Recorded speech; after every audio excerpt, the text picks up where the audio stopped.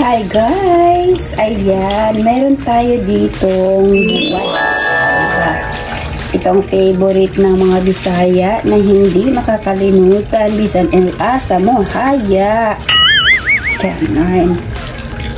So ayan guys, so turuan ko kayo o baka naman late lang yung aking version, ano.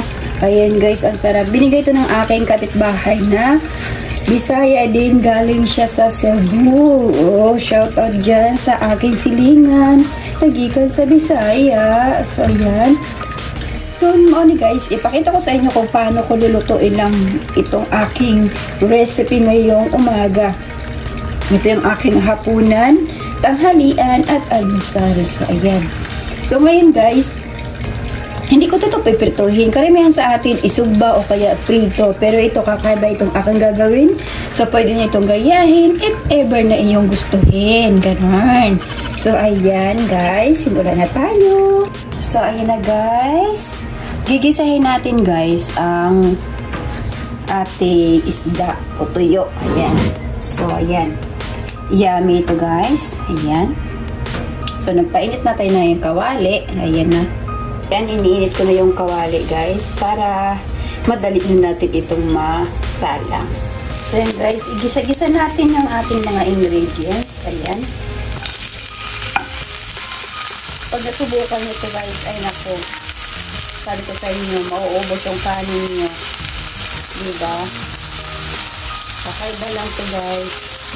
Kasi yung iba trito, at saka ginagawa lang nila trito, at saka sugba. Diba? So, para maiba naman natin yung version natin. Ayan. Masarap yun guys, promise. Hindi kayo magsisisi kung inyong gagawin to.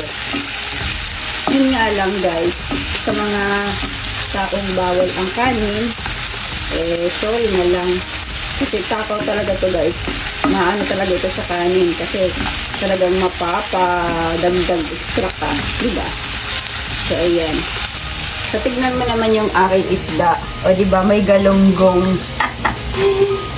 Binili ko yan, guys. Alam mo bang tagal-tagal kong naano yan. Nahanap yung galunggong na yan. At ito talaga, guys, ah. O, diba? So, ayan. So, yun, guys. Ayan. Kailangan gawin natin, guys. Kailangan alutuin masyado yung kamatis. Para kumata siya.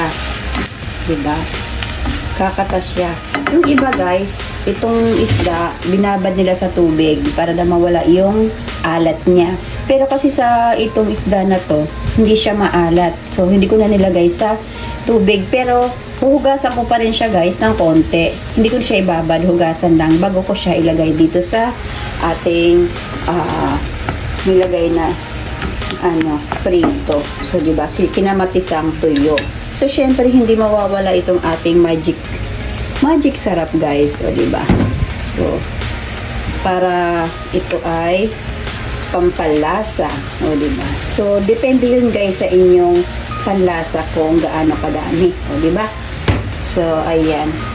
Guys, pag nakita nyo na talagang nadurog na yung kamatis, no? Yung iba kasi, guys, naglalagay ng asin o toyo. Pero ako guys, para hindi na tayo magdagdag ng ganong mga sangkap, is hindi na natin talaga ibabad yung ating tuyo. Para hindi naman mawala yung kanyang alat, o diba? So ngayon, ayan na guys, o diba? Nilunod ko na siya dyan. Tinanggalan ko ng buntot dahil nga hindi ka siya sa aking kawali. So, ganun siya guys. So atin lang siyang palutuin. Takpan natin ng konti para maluto siya naman, diba? Yummy yan guys, promise. So, takpan lang natin siya guys ng mga ilang minuto lang, tapos kunin na ulit natin. So, ayan na guys, ang bango niya. Oh, diba? Ang bango niya guys. Kung kayo magluluto, talagang mababanguhan kayo kasi ang sarap niya talaga. So, ayan na siya guys. Now, babaliktad na lang natin. So, ayan na guys, binaliktad na natin. So, luto na yung kabila niya. So, ito kabila naman. Pagkatapos, ayan, pwede nang kainin. So, tapos, ang sarap. Kahit malamig yung kanin, guys. Pero para sa akin, guys, mas malamig yung kanin, mas masarap. Kasi, yamin, mas talagang dire-diretso yung kain mo. So, ayan. Ilang minuto na lang, kakain na tayo, guys. So, ayan. So, ayan na, guys. O, diba? So, luto na yan guys. Tara, haoy na natin at kain na tayo. Hi guys, ayan na. Ito na yung food natin. Ito yung kamatis ng anak ko.